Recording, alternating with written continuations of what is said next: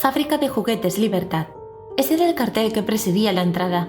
Tenía luces y colores por todos lados y se veía a kilómetros de distancia. La fábrica era enorme y daba trabajo a 2000 personas. La verdad es que en ese momento era el sustento principal de gran parte de los vecinos del pueblo.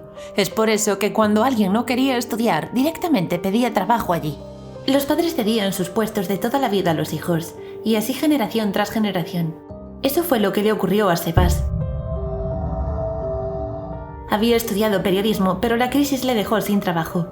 Llevaba años en la redacción de un periódico local, pero el reajuste de plantilla le colocó en la calle.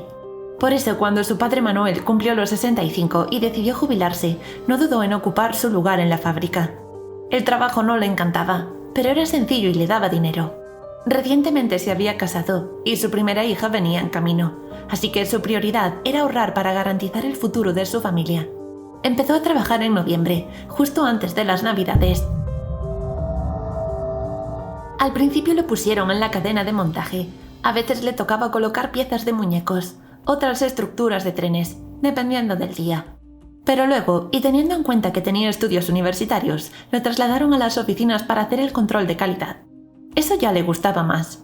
Tuvo que realizar varios cursos con las normativas vigentes y aprender a manejar un programa informático. Pero para alguien como él, acostumbrado a trabajar diariamente con el ordenador, no supuso ningún problema. Su trabajo consistía en revisar cada juguete que salía de la fábrica, o por lo menos un ejemplar de cada modelo. Debía analizar que los materiales no fuesen tóxicos para los niños, que no tuviesen piezas sueltas y que todo estuviese en orden. Luego enviaba su informe al subdirector de la compañía, un señor llamado Eduardo. Lo había conocido en la reunión en la que le ofrecieron ese puesto, pero a decir verdad, Eduardo decía pocas palabras, solo las justas. Se limitó a ordenarle que todo tenía que pasar por su revisión y que él simplemente debía de hacer los análisis que le habían dicho. Nada más. Sebas asintió y aceptó el puesto. El primer día también le hicieron firmar un acuerdo de confidencialidad. Le pareció excesivo para una fábrica de juguetes, pero pensó que sería lo normal. Empezó con el análisis de la primera pieza y descubrió que era bastante entretenido. Durante las primeras semanas fue ganando soltura y poco a poco memorizó todos los parámetros. A los 2 meses apenas necesitaba las guías que le habían facilitado para llevar a cabo las revisiones. Por sus manos ya habían pasado todo tipo de juguetes, y aunque su hija todavía era muy pequeña, ya iba pensando cuál podría gustarle más. Él era un tipo curioso y quería mejorar en el trabajo, así que algunas veces cuando se aburría se dedicaba a consultar manuales de calidad de grandes fábricas. Muchos de ellos estaban colgados en internet. En cambio, Juguetes Libertad no permitía ni que se los llevaran a casa para evitar filtraciones. Analizando estos manuales, descubrió que en la mayoría de fábricas los controles eran mucho más exhaustivos. Analizaban la composición de los materiales, los tejidos, todas las piezas e incluso su durabilidad. Al verlo decidió que debía hablar con su superior para proponerle ampliar los controles. No quería que multasen a la fábrica y quedarse sin empleo. Nada más llegar al trabajo, pidió una reunión con el señor Eduardo. Pero al contarle su idea, este cambió de cara y le recordó que había acordado solo hacer lo que le ordenaban. Su respuesta fue seca y muy brusca, así que entendió que si quería seguir trabajando allí, debía limitarse a cumplir órdenes. Aún así se quedó con la curiosidad de por qué allí podían hacer muchos menos controles que en otros lugares. Ese día trabajó con normalidad y siguiendo todas las instrucciones que le habían dado, pero de camino a casa se le ocurrió que a lo mejor podía investigar por otro lado. Si compraba un muñeco realizado en la fábrica y se hacía con instrumental de análisis, podía comprobar los parámetros en casa, y así lo hizo. Al siguiente día, pasó por una tienda del pueblo y compró un unicornio de juguete, que estaba hecho en el lugar donde trabajaba. También pidió por internet parte de los materiales e instrumental que le hacían falta para las pruebas. Tuvo que esperar un par de semanas a que le llegase todo a casa. Mientras, asistió a su trabajo con normalidad y se limitó a cumplir todo sin ningún pero. Quería que estuviesen contentos con él y que nadie sospechara de que estaba intentando descubrir qué ocurría. También aprovechó una comida familiar de fin de semana para hablar con su padre. Le preguntó qué sabía acerca de la dirección de la fábrica. Manuel le dijo que nunca había tenido mucho trato con ellos. Eran gente de fuera del pueblo que nunca había vivido allí. Nadie sabía ningún detalle sobre su vida. Aunque fuese una empresa tan grande, le extrañó que una persona como su padre, que llevaba 40 años trabajando allí, no supiese absolutamente nada de sus jefes. Era muy raro. Su curiosidad periodística no dejaba de enviarle señales. Allí ocurría algo. A las 2 semanas llegaron los tests que había pedido. Un amigo suyo informático le ayudó con el programa de ordenador y ya tenía todo listo para llevar a cabo su investigación. Tan solo su mujer y ese amigo sabían que andaba investigando algo, pero tampoco sabían qué era concretamente. Nada más volver del trabajo, se sentó delante del ordenador, inició el programa y empezó a hacer primero los mismos controles que en la fábrica. Todo estaba correcto, así que empezó con los de otros manuales. Analizó la tela que llevaba el unicornio por encima y también estaba correcta. Luego comprobó que la pintura no fuese tóxica. Hasta ese momento todo estaba bien. También comprobó que el juguete no tuviese piezas extremadamente pequeñas que pudiesen ingerir los niños. Y llegó el turno del pelo. Arrancó un mechón para introducirlo en una especie de líquido. Allí sabrían si era plástico, pelo natural o alguna mezcla química. Y para su sorpresa, tenía pelo natural. ¿Por qué iban a usar pelo natural teñido para un unicornio? Eso le extrañó muchísimo. El unicornio parecía que estaba óptimo para la venta, así que pensó si tenía sentido seguir haciendo eso. Estaba investigando sin saber qué buscaba, y a lo mejor todo era producto de su imaginación. Aún así, al día siguiente compró otro juguete, en esta ocasión una muñeca hiperrealista. Al llegar a casa realizó el mismo proceso que con el unicornio. Los controles iniciales también eran todos perfectos. De nuevo, se encontró con que la muñeca tenía pelo natural de una persona. No sabía si eso era común, porque era nuevo en el sector, pero desde luego no le parecía nada normal. Lo peor vino después. Uno de los análisis era comprobar que los ojos estaban bien fijados, para evitar que se cayeran y un niño pudiese metérselos en la boca. Pero al llevar a cabo esos controles, uno de ellos salió disparado. Lo agarró con la mano y vio algo extraño. Estaba cubierto con una especie de plástico, pero era blando. Lo perforó y dentro había lo que él creía que era un ojo natural. Con el corazón latiendo muy fuerte intentó convencerse de que tenía que estar equivocado. Estaba solo en casa. Su mujer había salido a pasear porque le faltaba ya muy poco para dar a luz. Esperó ansioso su regreso. Y como ella era enfermera, tan pronto llegó le preguntó si creía que era un ojo natural. Ella puso cara muy seria y corrió a vomitar. Eso confirmó sus sospechas. ¿Qué clase de broma macabra era aquella? Era una muñeca hiperrealista, pero eso no significaba que tuviesen que usar elementos humanos para construirla. No sabía qué hacer con aquella información. Estaba claro que por eso el subdirector no quería que investigase. Así que decidió hablar con alguna persona que trabajase en el montaje inicial. Él había estado por allí unos días, pero no lo suficiente como para saber realmente cómo funcionaban. Su padre le pasó el contacto de un amigo suyo que trabajaba en la fase inicial. Quedó con él una tarde para tomar un café. Allí le preguntó que de dónde sacaban los materiales para los juguetes. El señor le dijo que cuando ellos llegaban al trabajo, todo estaba colocado en el lugar adecuado para que los robots y ellos mismos usaran lo que hiciese falta. También le preguntó si alguna vez había tenido que montar ojos. Él le dijo que no, que las cabezas de las muñecas normalmente ya venían montadas. Hacía ya muchos años que era así. Por último, quiso saber si conocía a alguien que trabajase trasladando esos materiales, pero tampoco sabía nada. Nunca había visto a ningún camionero descargarlos. Todo era muy extraño, y Sebas estaba absolutamente perdido.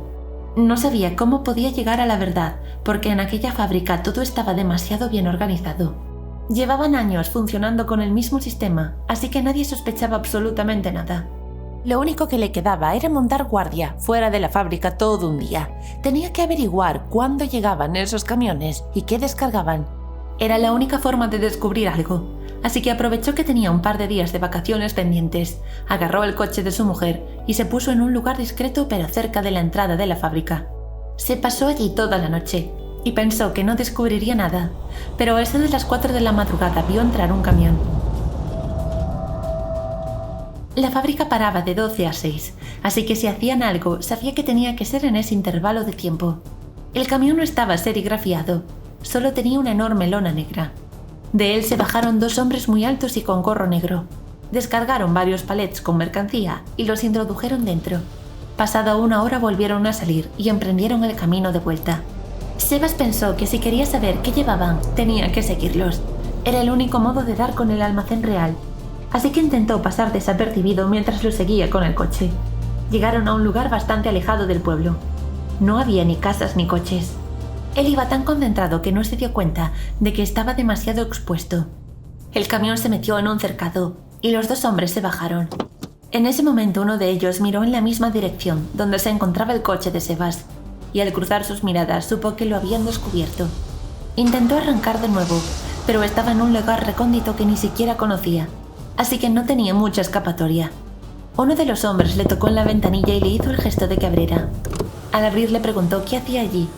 Él le dijo que se había perdido y como había visto un camión había decidido seguirlo para ver si daba con la carretera principal. Su excusa era buena, pero los prismáticos que había dejado sobre el asiento del copiloto lo delataron. Al verlos, el hombre le pidió que se bajase del coche y el indefenso y sin ningún tipo de arma accedió. Una vez fuera lo agarró del cuello y le ató las manos. Le obligó a caminar y los tres juntos se metieron dentro de una especie de nave. Por dentro aquel lugar era de lo más moderno. Tenía un montón de compartimentos y máquinas, todas selladas, y a él lo llevaron a una especie de despacho y cerraron la puerta con llave. Tenía miedo, pero no estaba tan asustado como para no intentar investigar un poco en la oficina. Abrió diferentes cajones, y en ellos había varias armas y también un montón de pendrives clasificados por códigos. ¿Qué habría allí dentro? Se metió uno dentro de su ropa. Si conseguía salir de allí con vida, podría servirle. Al poco rato volvieron al despacho los dos hombres y empezaron a hacerle preguntas. ¿Por qué estabas siguiéndonos? ¿Qué buscas? Él mintió y dijo que era inspector privado y que una de sus mujeres quería saber qué hacía por la noche. Ellos se miraron y se rieron. Ninguno estaba casado. Las mentiras estaban llegando a su fin. Así que al final lo encerraron en una habitación aparte. Parecía que estaban esperando órdenes, pero ninguno de los dos le registró, así que Sebas seguía conservando su móvil. Le envió a su mujer la ubicación y le dijo que estaba en peligro. Le pidió que avisara a la policía y que ella bajo ningún concepto debía moverse de casa. Mientras escuchó cómo la puerta se volvía a abrir. Detrás de ella, el señor Eduardo, el director general. «Vaya, si eres tú», dijo.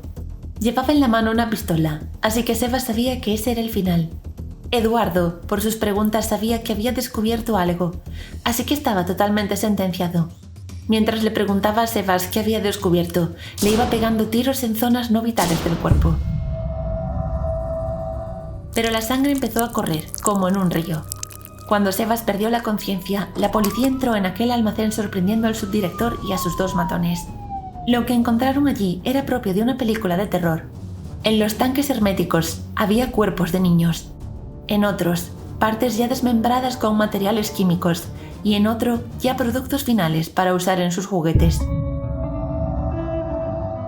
Cuando Sebas abrió los ojos, se encontraba en una cama de hospital. La fría luz blanca que rodeaba el entorno y el penetrante olor a desinfectante le recordaron que estaba vivo. Su mujer estaba a su lado, con lágrimas en los ojos pero con una sonrisa de alivio al verlo despertar. Le explicaron que la policía había llegado a tiempo, gracias a la ubicación que había enviado. La noticia de la fábrica de juguetes Libertad se había vuelto viral, sembrando el pánico en todo el país. Las autoridades habían detenido a Eduardo y a sus cómplices. La investigación reveló la espeluznante verdad detrás de la fábrica. Muchos padres entendieron al fin dónde estaban los cuerpos de sus hijos fallecidos y a muchos otros les llegó la noticia desgarradora del paradero de sus pequeños desaparecidos después de mucho tiempo. Sebas fue clave para proporcionar pruebas adicionales con el pendrive que logró ocultar. Los archivos encontrados revelaban conexiones con redes ilegales de tráfico de órganos y experimentación con niños. La fábrica era una tapadera para estas operaciones ilegales. A medida que se recuperaba, decidió escribir un artículo sobre lo sucedido.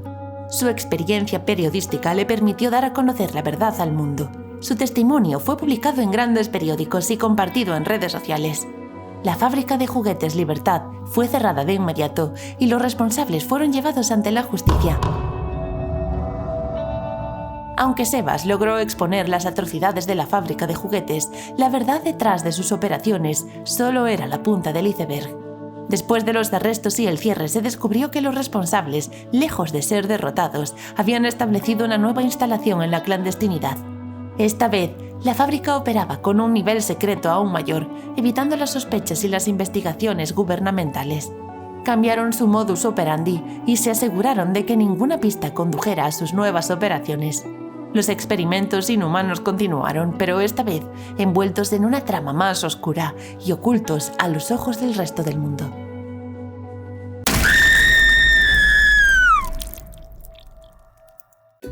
No olvides suscribirte y darle a like si te ha gustado. Y también puedes seguirnos en nuestras redes sociales, Facebook, Twitter e Instagram. ¡Hasta el próximo vídeo!